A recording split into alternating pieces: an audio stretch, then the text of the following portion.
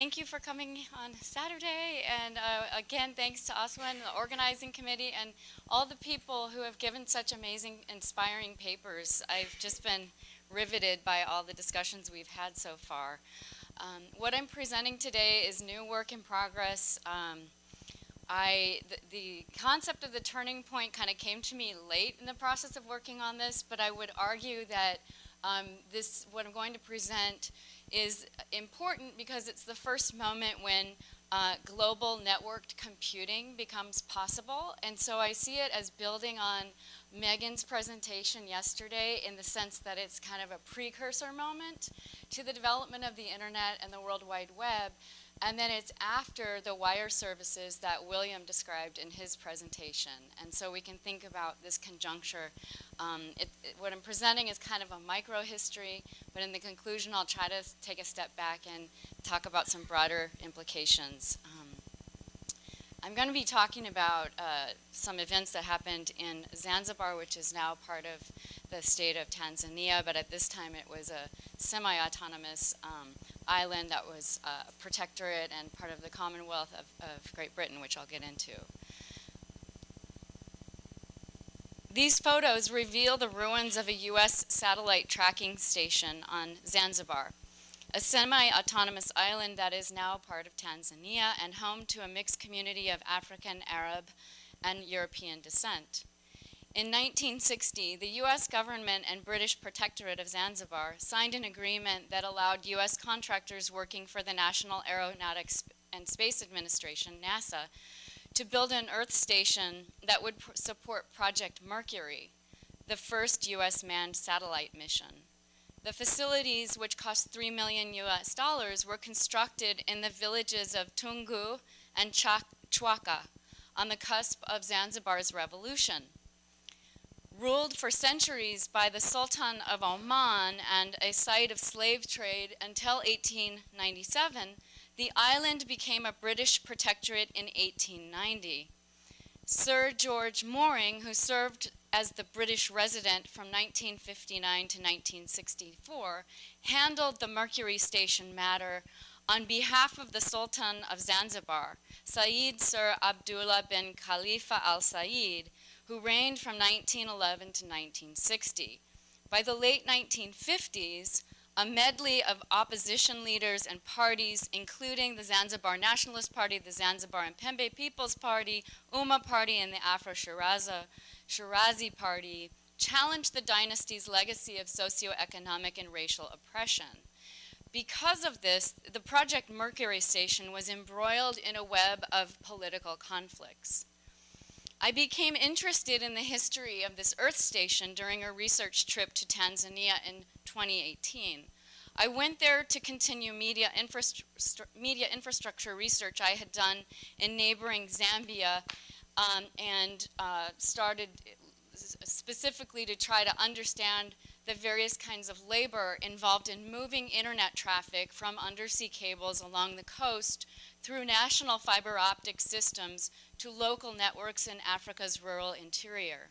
And just to give you a sense of the kind of people that I interviewed and situations I'm interested in, it's what would be called part of the informal media economy. So guys that use their motorcycles to take these big pieces of cell phone towers up to mountaintops, people who are doing electronics repair, mobile phone repair, people running the undersea cable operating stations. That's a whole separate project. So I stumbled on the Project Mercury ruins somewhat by accident. After a site visit there and preliminary interviews, I decided to probe further and have reviewed archival records of the U.S. State Department, NASA, and the U.S. Information Agency, and I have several FOIA requests still pending. I suggest that these ruins incarnate a significant moment in the history of global networked communication, a moment in which the U.S. further elaborated diplomatic, technical, and financial processes for installing interlinked Earth stations in and across other sovereign territories. To historicize the Earth Station's establishment, I adopt a nodal approach and combine archaeological, archival, and phenomenological methods in an effort to bring forth the geopolitical and socio-technical relations that resulted in the Zanzibar Station. My discussion moves from a general description of Mercury's network, worldwide tracking network, to an analysis of Zanzibari opposition to the station, to a recounting of the building of the station in the midst of this opposition. This Earth station not only contributed to the science of satellite tracking and telemetry, it was an essential node in the first global network that used real-time computing to monitor a manned satellite. What is not as well known, however, is the precarious geopolitical fulcrum upon which the Zanzibar Mercury station's precise measurements were taken. Given this, I define the station as a contrapuntal node and raise questions about the materialities of network facilities that have been built against people's will. Issues of freedom and control, as Wendy Chun's vital work has shown, often emerge in critiques of networks, and I want to reframe such questions and such issues around the material construction of a node. A total of 18 Earth stations made up the Project Mercury network. 14 of them were range stations, among them 2 ships, situated along the track of Mercury's orbit, and they had to be constructed on a very tight schedule. The U.S. entered agreements with 7 countries, you see them listed here, to build these stations, which made radar observations of the spacecraft position, communicated by voice with the astronauts, received telemetry signals from the spacecraft, and were integral to the network's operation. Each station had a range of 7,000 nautical miles, and a satellite pass over the station would typically last 7 minutes. Observations from each station were teletyped and sent by landline, submarine cable, or radio link to the Goddard Space Flight Center computers for orbital refinement. And this circuit map reveals that this real-time computing network was far from uniform, and it was contingent upon a hodgepodge of segments, including submarine cables, landlines, radio, and high-speed data links, and 2 kind of mysterious, quote-unquote, alternative routes.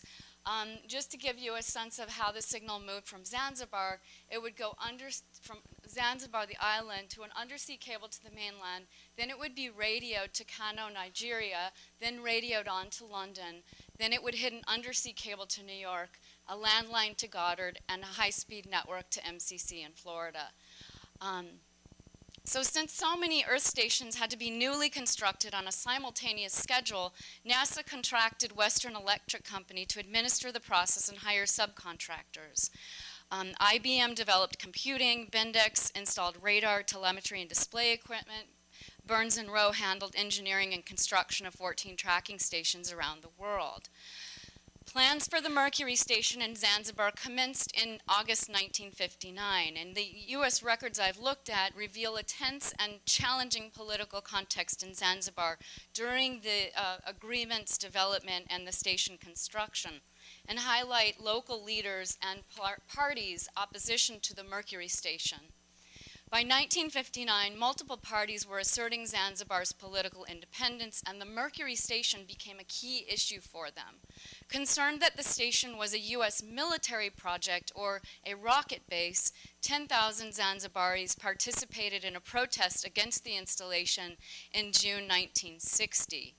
ZNP leader Ali Mushin condemned the station's establishment, described it as a danger to the whole of Africa, and insisted Zanzibar should not become a, quote, pawn in imperialist struggle. The ZNP asked Britain to revoke permission given to the U.S. to install the station, even though the agreement had not yet been signed. And on July 10, 1960, at a ZNP demonstration attended by 4,000 people, a rocket was burned in effigy, and party leaders demanded the U.S. abandon its base. Opponents drew political, oh, sorry, I'm a little off on my stuff. This is that quote. Opponents drew political cartoons protesting the station on neighborhood walls. Some Zanzibaris were so opposed that they sabotaged what they thought to be Mercury-related equipment, cutting 4 communication cables on the island. Apparently unwilling to recognize that Zanzibaris and Africans more generally might have legitimate reasons for opposing the Mercury station, U.S. officials interpreted Zanzibaris' opposition through the rubric of the Cold War, and it assumed it was the result of, quote, bloc propaganda and influenced by what they referred to as, quote, Chi-Coms, Chinese communists, and that's how they're referred to throughout in the literature. A July 15, 1960 U.S. State Department memo marked secret recounted anti-mercury propaganda coming from Moscow, Beijing, East Germany, and Cairo.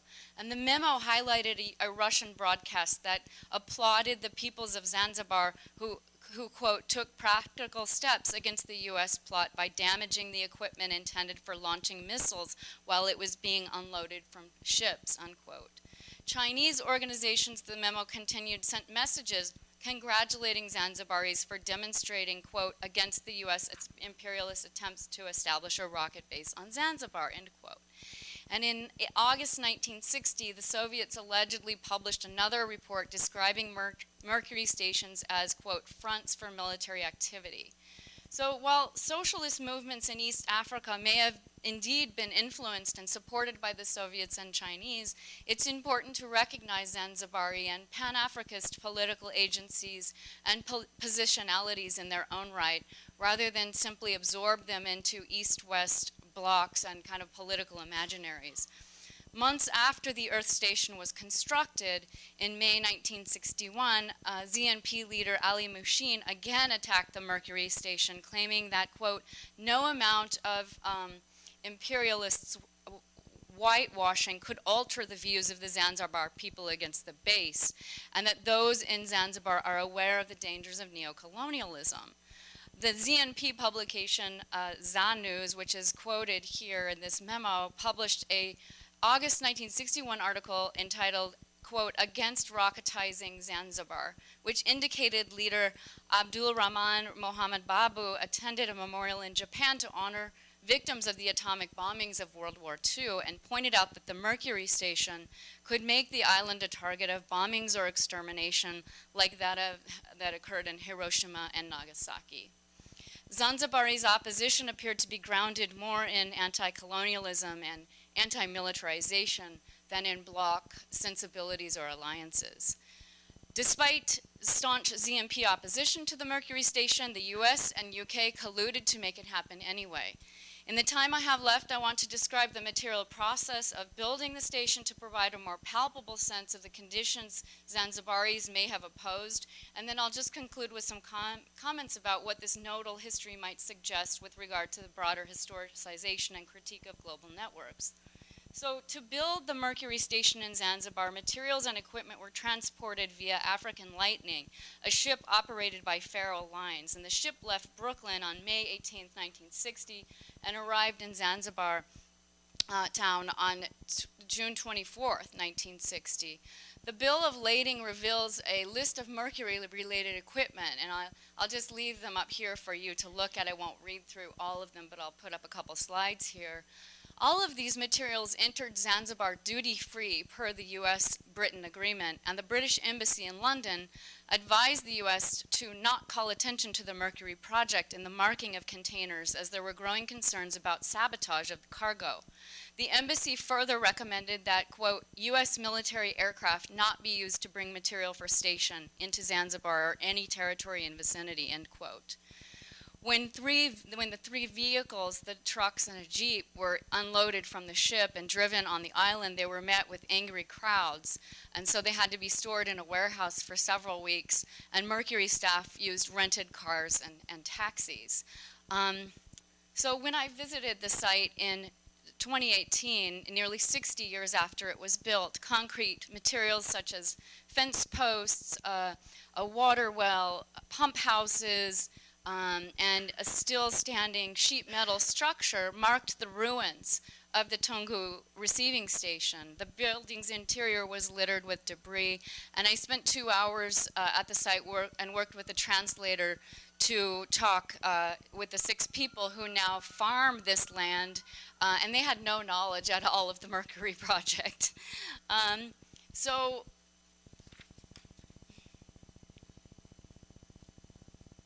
Approximately 200, I'm skipping over a lot of material here, but 200 Zanzibaris were hired by a British company to build these structures between April and November 1960. And employees of Western Electric, these are some of the lists of the employees that are in the files. Western Electric, Burns and Rowe, Bindix, and Space Technology Inc. also contributed. And together, these companies sent more than 40 staff to Zanzibar for various phases of construction, installation, testing, and operation of the station. Road, telecommunication, electrical, water, and sanitation infrastructures had to be built to support the 50-acre Mercury station.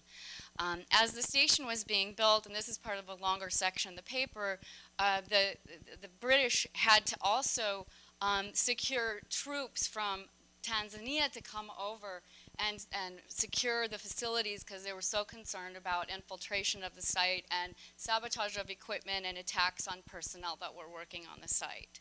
So there's much more to be said about the labor of constructing the Mercury Earth stations in Zanzibar and beyond. The point I wish to emphasize here is that the nodes of this global network did not emerge overnight, and their development was embedded in particular material conditions and political struggles. Zanzibar was just one of these sites, and the archaeologies of others remain to be excavated.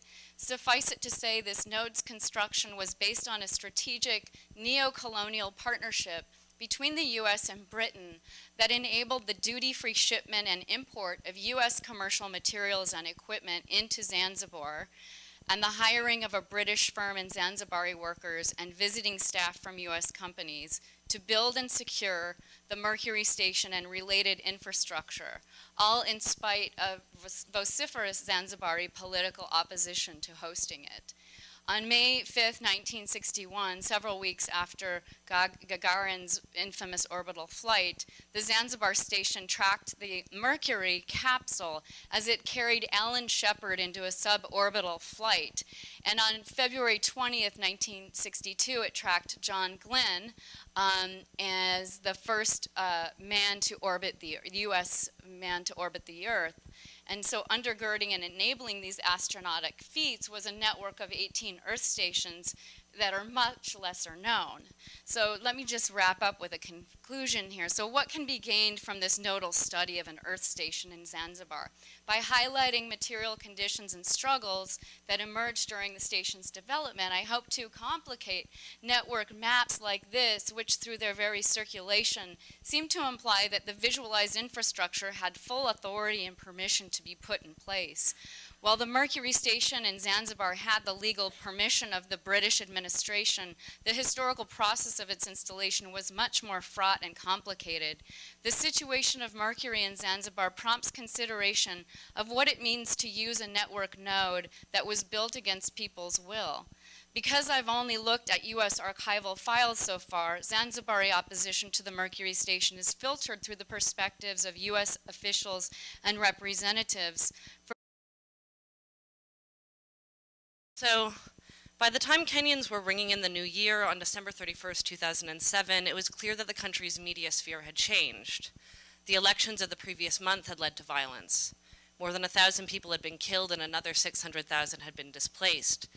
It was popularly held that private radio stations propagating radio broadcasts in vernacular languages had stoked the violence. Mass text messages accompanied these broadcasts, both calling to action subnational ethnic publics. While 2007 marked a moment of recognition, the election year was in fact the culmination of processes that began somewhat earlier. In the 1990s, international financial institutions had forced then-President Daniel Arap Moi to begin liberalizing the economic, political, and media spheres in Kenya. As IFIs enforced the loosening of regulatory structures, corporations in the global north ventured further abroad hoping to locate new markets. Legal liberalization in the 1990s enabled a third feature that characterized Kenya's media transformation, the miraculous uptake of cell phones, being this third one, that came on the heels of a wave of privatization in the 2000s, created new domains for content producers and media consumers alike. By 2007, access to the mediated world now sat in the palms of the hands of Kenya's multiple and at times antagonistic subnational constituencies. One company, Safaricom, which began its life as a state-held asset, so it's part of these processes, sat at the center of these transformations. Are we good? Yeah. Cyprian Nyakundi, the blogger at the center of this paper, emerged in this atmosphere. Nyakundi identifies as a Kenyan-based blogger interested in politics, governance, corporate fraud, and human interest stories. In contrast to the ethno-political goals of many who made their entry in this period, Nyakundi's politics and goals are distinct. He demonstrates a global awareness, invoking Tahrir Square, the Atlantic slave trade, and the rise of Trump. And if he doesn't always get the facts correct, he does insist that Kenyans look beyond their parochial concerns and view their context comparatively with global elsewheres. He eschews the vernacular, moreover, preferring to call his public to order in English, and supports none of the political big men who have dominated the Kenyan political scene since independence. Nyakundi believes Kenya to be run by commercial and political elites who exploit its citizenry and share none of the spoils. According to Nyakundi, this power works not through abstract laws of capital or the logics of bureaucratic formalism. Rather, wealth and prestige are distributed in Kenya on the basis of membership in convivial social networks of elites whose mutual understandings, relations, and pastimes serve to exclude the broader majority. In this paper, we focus on a particularly ardent cause of Nyakundi's, namely his criticism of Kenya's largest corporation, a multinational telecommunications firm, Safaricom. And it is worth saying that 2007 is also the year that Safaricom goes public. In Nyakundi's coverage of the corporation, we argue the blogger offers a lay theory of what we call the corporate state, a complex socio-political form wherein personal ties, financial relations, and ideological overlap blur the distinction between public and private, between the corporation and the state, between the public good and private gain. If this indistinction stands at odds with commonplace notions about the separation of state and capital, government and corporate, the fourth estate and bureaucracy, for Nyakundi the mutual involvement of government, Safaricom, and the media are self-evident. The deep imbrication of these putatively separate spheres provides endless scandals for Nyakundi to unmask. From 2015 to mid-2018, for example, he published more than 120 blog posts about this company. His repeated accusations against Safaricom, its CEO, and other connected entities are a fertile point from which to consider media in contemporary Kenya. In Nyakundi's reckoning, only independent bloggers like himself are able to speak truth to Safaricom. Mainstream media houses and other putatively impartial voices are compromised, too imbricated in the corporate state to fulfill their critical functions. The pedagogical role of media has been abdicated, Nyakundi argues, and instead new investigative knowledge brokers will usher in a new dawn, in his language. Radical rudeness. Okay, Nyakundi practices what Carol Summers has referred to as radical rudeness. This rhetorical style seeks to disrupt the comfortable status quo, shocking citizens and their oppressors alike, insisting that the hegemonic force of civility is a threat to Kenyans. So this is from his blog. The often shocking vitriol with which Nyakundi writes, posts laced with misogynistic, homophobic, and personalized insults of all kinds should be seen in this light. In his parlance, members of parliament are MPigs. His enemies are, quote, gay socialist fruitcakes, and westernized women who climb corporate ladders or whores. His language, I meant to apologize, there's some bad language in this presentation. Okay. Invective refuses the norms of polite society, insisting that they serve to reproduce a retrograde, inegalitarian social order in which sociability is not good manners but bad politics. All of this marks Nyakundi as emblematic of a global phenomenon, from Donald Trump's embrace of the politics of offense to Boris Johnson's clownish Brexiteering. Put another way, we see the radical rudeness at work on Nyakundi's blog as coeval, if not preceding, contemporary political formations that today seem to have global purchase, suggesting that Kenya has been at the vanguard of global shifts enabled by transformations in media technologies and the political economy. Nyakundi's mode of critique is shaped by the affordances of new digital platforms. In addition to diatribes, he posts screenshots from leaked documents, graphic memes, political cartoons, collages, and screenshots from Instagram and WhatsApp. So here's a kind of sampling. A favorite tactic of his is to launch a hashtag. Hashtags serve to consolidate attention, and Nyakundi marks the spread of scandal through a dedicated hashtag. He imports the hashtag grammar of Twitter then into his blog, titling posts, such as this one's, hashtag save the boy child, our gender is being destroyed by toxic feminists, or sell Safaricom shares now. In other cases, Nyakundi uses the amplifying threat of a potential hashtag to preemptively call for resolution. Quote, before we launch a hashtag, we also demand the arrest of person X, for example. Okay. Much of this visual material demonstrates that things are not as they appear. Safaricom, the better option, is revealed to be Safaricom, the bitter option. Safaricom CEO Bob Collymore is reframed as Satan's associate. As Grace Musila has argued, rumor and gossip, and this is connected, I think, a little bit to our last speaker, rumor and gossip are influential genre of knowledge production, contestation, and critique with their own epistemic and ethical protocols. Nyakundi's work and the fine-grained, obsessive documentary impulse that fuels it contains such protocols that these are often at odds with the standard modes of evidentiary accounting. But this episteme is at the heart of Nyakundi's theory of the corporate state. This theory resembles that of French scholar of Africa, Jean-François Bayard. Like Bayard, Nyakundi sees power as distributed, a rhizomatic network of intimacy linking commercial power to ethnic corporate structures and bureaucratic networks. And yet Nyakundi's theory of the state updates Bayard's research from the 1980s. For Nyakundi, the liberalization of the economy, media, and political spheres that culminated in the 2000s enabled the entry of new corporate players, such as Safaricom. He is particularly captivated by the personalities that inhabit the corporate state, abjuring more structural explanations. At Safaricom, he sees the locus of power in the office of the CEO, and his writing foregrounds the role played by Guyanese-British Bob Collymore. In Kenya, Collymore wields considerable power, and yet while he rubs shoulders with Kenya's political big men, he adopts a different idiom, the language of transparency and development that are such potent discourses across much of the global south. For Nyakundi, this smacks of hypocrisy. While Kenyan politicians are understood to be self-serving, these expatriate CEOs dissimulate. He doesn't mince his words. Swear word coming, quote, we always advise Kenyans to be wary of sanctimonious fuckers like Bob Collymore, who purport to walk the moral high ground but are crooks to the core, end quote. Nyakundi is not alone in maintaining this sentiment. For many Kenyans, this company's ubiquity is troubling. As one Kenyan investment banker put it to us, quote, Safaricom runs Kenya now. Its dominance allows Safaricom to change policies unilaterally, and because its infrastructure is so central to personal and public life, these changes have broad consequences. Nyakundi, though, publicly names this discomforting presence, but this task is not an easy one in Kenya these days. Political advocacy in Kenya exists in a tenuous position. Those who speak out are liable to be dismissed as either self-interested or fronts for others' interests. It is exceedingly difficult to convincingly speak on behalf of abstract ethical principles, whether of the nation, development, or peace. Kenya is, in brief, a suspicious milieu that distrusts the authenticity of claims making and instead rapidly slots activism into prescribed positions, often shaped by presumed ethnic affiliation, thereby calling into question the authenticity of claims about disinterested advocacy.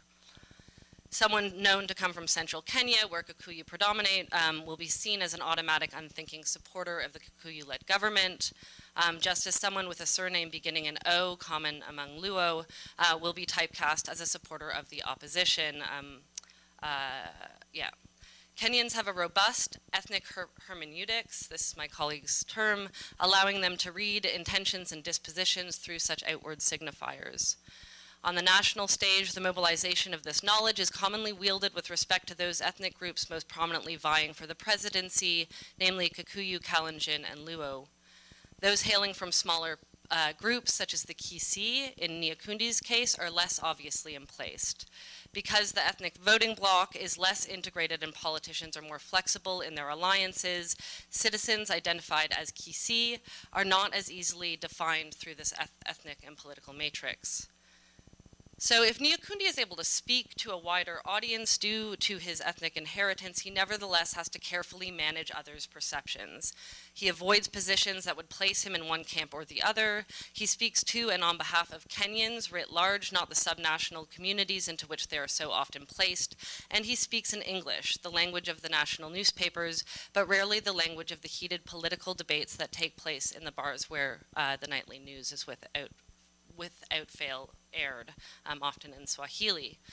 Not merely a subject of this suspicious milieu, though, Nyakundi often mobilizes the grammar of suspicion in taking down other content producers. He is quick to attributions of bias and interestedness. He sees others as, quote, two-faced. He questions the legitimacy of high-profile activists, calling them, quote, commercial activists who choose causes because donors were funding them. He charges that others are merely State House spies. Within this compromised landscape, Nyakundi's intentions are unsullied and pure. Quote, I am just playing a role as a patriotic Kenyan. If the corporate state is characterized by subterranean elite machinations and obfuscation, it is perhaps no surprise that Nyakundi devotes a significant amount of text space to lambasting the Kenyan media. He argues that these institutions are incapable of speaking on behalf of Kenyans.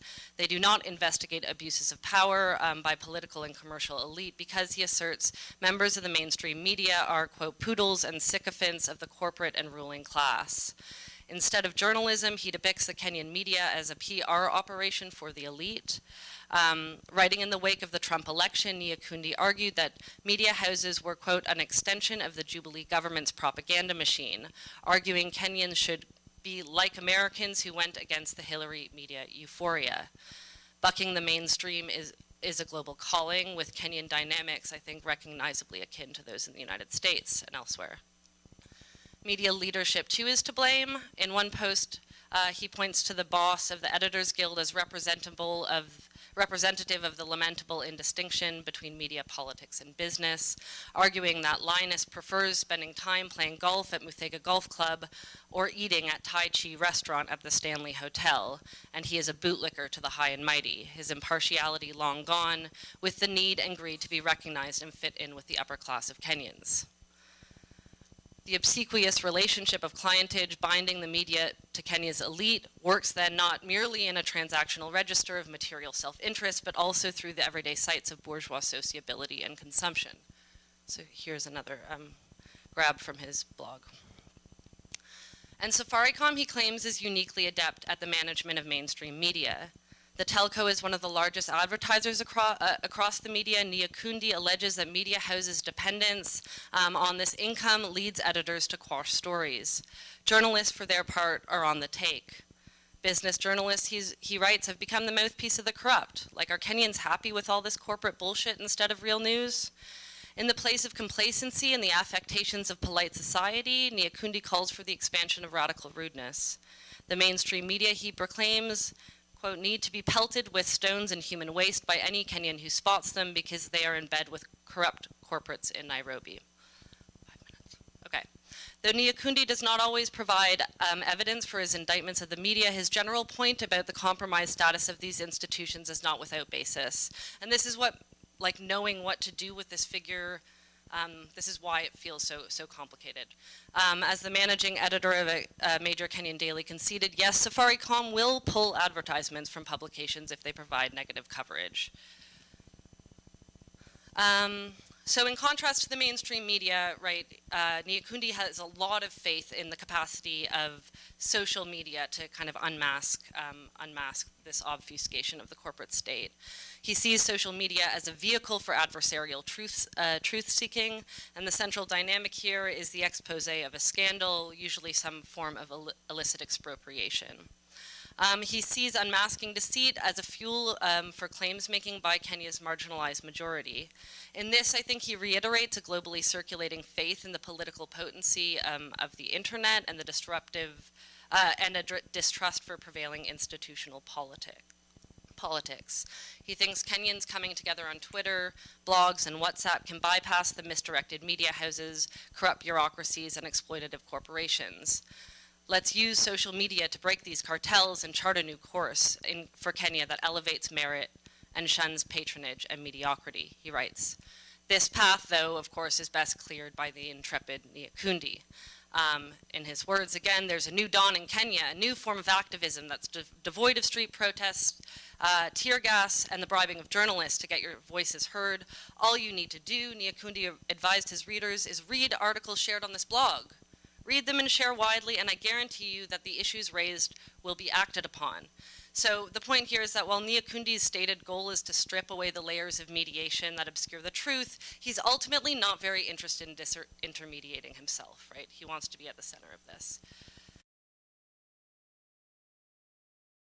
Okay, so 2017 was a big year for Samsung. Much was made of the company's move to number 6 on Interbrand's Best Global Brands list with a valuation of over $56 billion, an almost 10% increase from 2016. Since 2012, Samsung has ranked as one of the top global brands. Y.H. Lee, the company's global CMO, attributes their ranking and steady increase since 2011 to, quote, efforts to make meaningful progress to improve people's lives. Meanwhile, in 2017, Samsung also managed to be YouTube's most viewed ad globally, with Samsung India Services' short video entitled, "We'll Take Care of You Wherever You Are." This is a 4-minute narrative-driven tearjerker following a handsome young Samsung repairman who literally scales mountains and drives sheep out of the road to reach a hostel full of blind children so they can watch their friend compete on Indian Icon Junior. Yeah, most viewed global ad in 2017. For parts of the world, the events of this commercial seem antiquated and quaint, presumably adding to its appeal as feel-good virality with the colonialist residue of a savior narrative. Through the commercial's saccharine nostalgia, Samsung defines connectivity as a return to care, no matter the distance. Although the ad tells the story of Amit driving to the hostel to fix the television on site, for viewers, its resonance was less in the care Samsung presumably takes to be physically present in its customers' lives, but instead, as one reaction video put it, it's about connecting through our phones and stuff. Samsung is a media company with a truly global scale. Of course, the other interpretation of this commercial is to understand Samsung visualizing its reach. The vast expanse the humble repairman travels, paralleling the company's willing global scope. In the 90s, Samsung's reputation outside Korea was not well known. The story of their rise to international visibility has been mythologized over and over again in tech culture, a love letter from Silicon Valley wrapped in the implicit warning of a yet unfinished rise and fall narrative. Articles described Samsung's retail presence outside South Korea as once layered in dust and bargain stickers. And of course, there's epic industry lore of Chairman Lee Kun-hee's setting thousands of phones and other electronics on fire in front of his employees at the Gumi factory south of Seoul in 1995. This massive chemical bonfire was a result of a sort of weird affective entanglement of the brave posturing of company leadership, shame at having gifted his employees defective products in the first place, and most importantly, incredible paranoia about competition and fear about losing consumer trust. So the story goes, Lee warned employees he would do it again if the company didn't shape up, like telling a child to clean their room or you'll come back again with the garbage bags. Not until Samsung executives initiated a push-from-home strategy to force shock amongst senior-level executives to realize how their product was perceived outside Korea did major global marketing efforts ensue for the company. These traumas, as Harvard Business Review called them, are indeed borne out in Samsung's steady upswing in the 2000s, a 400% increase in market capitalization from 2000 to 2006. By 2011, Samsung had established itself as a major player in smartphone competition, is beginning to acquire consumer-facing and manufacturing technology companies, and has streamlined an audiovisual brand presence that easily travels across its key regions. It's setting itself up for the global brand awards that it receives then for the next subsequent decade. By the time Samsung emerges from this reorganization, smart has become a pervasive consumer discourse. Around 2011, smart becomes a key term for understanding the need for companies to transition away from utility and from products that fulfill single functions to present themselves more wholly and completely as lifestyle aids. So in marketing meetings and among strategic plans, the backstage of these companies, SMART was about shifting the company toward experience, which I was surprised by because I feel like this happened a long time ago, but this is very much in the industry discourse at least. On the front end, between 2011 and 2014, SMART reaches a fever pitch as an endless descriptor of phones, televisions, wearables, and amidst the excitement of the Internet of Things, slapped onto every product and as a perpetual reminder of how to live. By 2015, the USPTO database yielded over 30,000 trademarks that include the word SMART in their title. By 2016 to 2017, SMART has become so oversaturated that we begin to see a return to dumb life. We see a lot of SMART scathing awareness of the term's presence in consumer life on sites like Tumblr. I love this Tumblr, I don't know if you can see, but the iKettle on the right, the Wi-Fi enabled tea kettle, the blog quips, "I'm not home, but I've got tea brewing," is a problem no one in the history of the world has ever had. So, on the one hand, we have the ascent of a global media brand. On the other, the rise of SMART as a language. Combined, a media company developing SMART as a language of global care. A term that extends across their massive range of products, services, physical and digital presence, and becomes the subject of corporate benevolence and a global media imaginary. So some of the questions that I'm interested in: how does SMART become a global language of mundane care in this moment, and how might we understand this as an iterative turning point in globalizing forces? Samsung personifies a care network that imagines global culture comfortably. Thinking of Samsung as a corporate persona, a biography of a corporation, certainly corporations are legally protected as people in some countries. In the discursive positioning and envisioned audiences of a global media brand emerge an important moment in the layered residuality of globalization. If not a turning point, a moment when globalizing forces are generative or regenerative.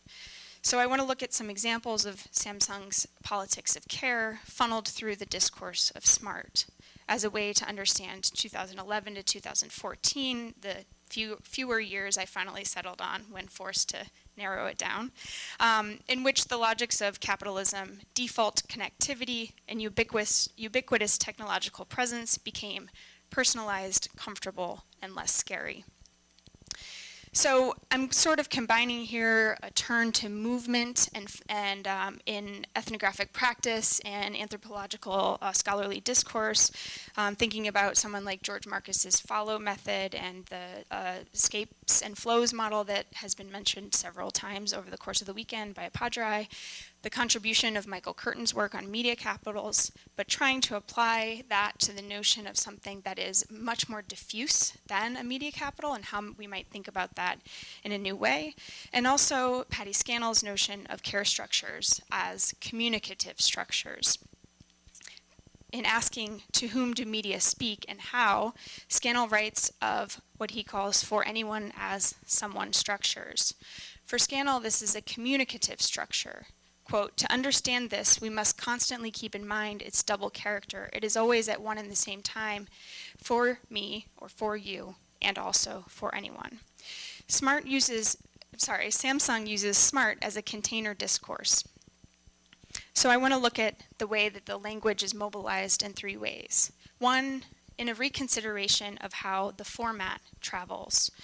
A return possibly to the universalizing languages of the 90s, and a return to the early digital utopias of internet democratization, now funneled through global connectivity. Two, a reconciliation of the digital media studies literature on you as the focal point of a late capitalistic mode, and how we're thinking about the user and the construction of the user within the context of global media studies that we usually take up: global, national, local, trans, diasporic. And finally, as a reconsideration of the positioning of the global media brand as a corporate benevolence of ubiquity, hyperpresence, and a word that I'm still very nervous about, placelessness. So before I go into these examples, here are a few other VIP things that are happening between 2011 and 2014, especially 2012, which is very notable. As has been oft-cited, mobile phone penetration is key to this time period, specifically 3G. By the end of 2012, over 30% of worldwide mobile users have 3G, and it's over 80% in some countries like Japan and the US. But specifically, smartphone penetration is up to 40% in some countries by 2012. The important statistic here is that by December 2011, they were marking 10% global smartphone penetration, which of course doesn't seem like a lot at all, but it signaled to consumer electronics companies that global connectivity was an inevitability and shifted them to a preparatory mode for that. Elsewhere, in a classic case of media practices cropping up where social systems are ill-articulated, we have the initial introduction of mobile smart media as a neoliberal response to the healthcare crises. Health insurance providers around this time are just beginning to respond by implementing a gamified system of smart, healthful behavior through self-reporting on tablets and mobiles and wearables. There's a few other important things. The e-commerce market in China increases 66% between 2011 and 2012, doing almost 200 billion in transactions in 2012. Notably, mobile pay, which Samsung gets a lot of attention for, and other companies doing mobile pay doesn't come for another couple of years. And by 2013, both Alibaba and Chinese internet giant Baidu had launched their own smart TV lines. And of course, in 2012, the Mayan calendar said the world was going to end, so there was a lot of fear and anxiety happening. Finally, South Korea gave us Psy in 2012, and Gangnam Style, to which that you might laugh, but keep in mind that a viral video becomes perfectly positioned to help familiarize the world with a South Korean brand, and also served as a lighthearted report on the quality of working conditions amidst continuous pressures by organizations like China Labor Watch. If they're listening to Psy, then nothing is wrong in the factories. So two things specifically that help launch Samsung into the practices that it takes up and the use of the discursive use of smart as a care structure that I think are really important. One, around this time we start to see grand narratives of smart as infrastructural. Policy initiatives arise for cities, buildings, cars, and environmental spaces around this time. Smart cities are very much discussed between 2010 and 2014 on the level of national policy in ways that are very much abstracted from the everyday. Things like traffic control patterns, distribution of utilities, and waste disposal. So things and images like this that don't have a whole lot of immediate connectivity to everyday life, although of course utilities are everyday life. But the visual presentation of this and the language around this was very much about large-scale initiatives that were about large-scale infrastructure partnered with big international corporations and often had a hint or a giant statement about surveillance. A part of a smart city initiative in Calcutta promised an urban CCTV surveillance system for object tracking that analyzes visual patterns to detect crime. And most of the other smart cities we're seeing around this time are connected to big global media companies or IT companies. Two, the other important thing that I think is worth mentioning is a response to dramatic press reports about the surveillance of smart TVs in this moment. This is right when people are starting to figure out that their smart TV might be watching or listening, and the press just sort of takes off with this, and Samsung being one of those companies in the middle of that. So turning then to some of the themes that arrive when considering Samsung's branding in this time, one of the things that I think is going on here is, and thanks to Derek Valiant who's here and who gave me some of this language last year when I presented on this, thinking about the way that some of the earlier fears of a hyper-connected global landscape move away from a technocratic discourse into the everyday language of smart and the way that it can care about everyday things like the phone, the TV, and objects within the safe space of the home and objects within the individualized space of the body. So we really see this as part of the overall effort at this moment. So three examples, or three overlapping. One, the notion of a strategic localization. serving the unique needs of fill in the blank region, country, city.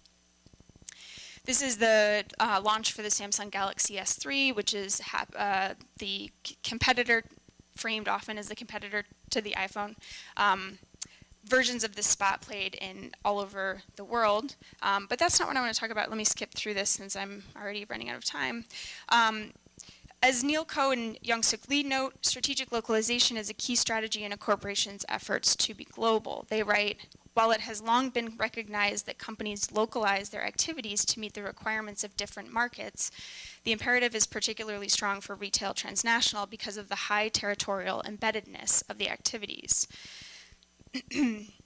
So I take this to sort of be an economic geographer's version of understanding what Appadrai is saying about the key tensions between homogenizing forces and the heterogeneity and reappropriation.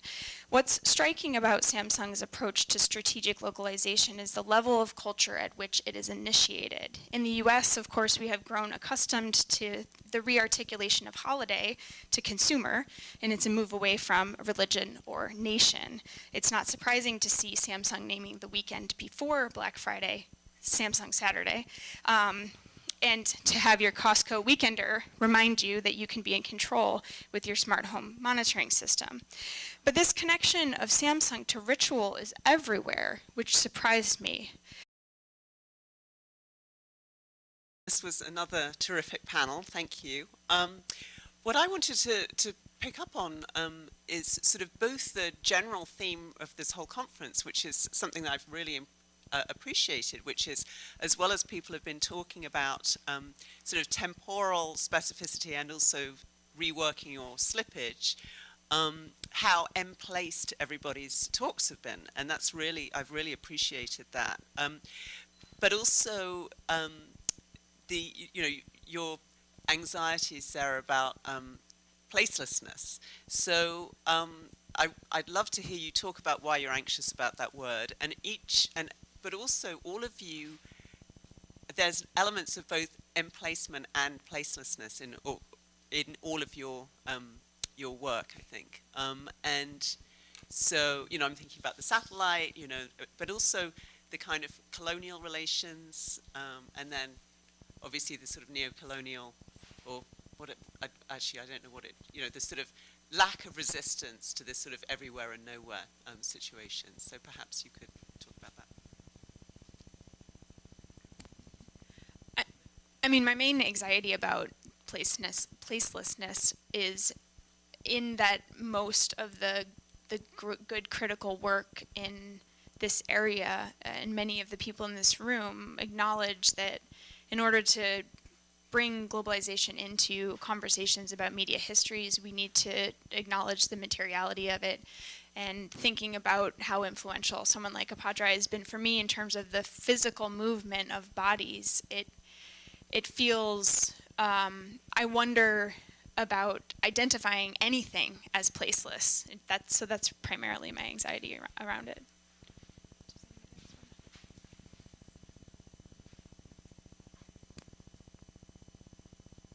Guess I would just add, I think part of my intention in doing this project was to try to anchor the concept of global networks and the particularities of the nodes that make them up, and instead of just think about global networks in terms of metaphors of distribution, circulation, to really think carefully about what happens in the constitution of each of these nodes that then get aggregated to build up the capacity for live global computing.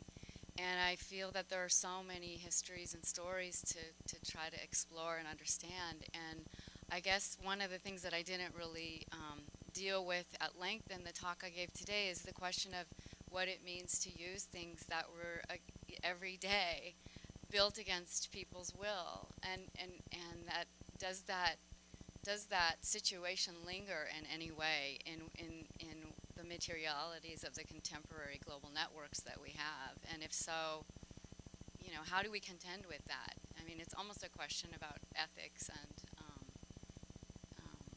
not erasing those political struggles. And so just to connect to Sarah's talk too, I would say that even the building of all these smart cities today is happening very quickly with a lot of capital and corporate maneuvering, and without a lot of public input, without a lot of community consultation. A lot of these plans are steamrolled through, and then people find themselves on the edges of them, trying to make sense of them after the fact. And so I do think we need more conversations and advocacy around the development of these massive systems, whether we're talking about global telecom systems or smart cities or so-called smart communities.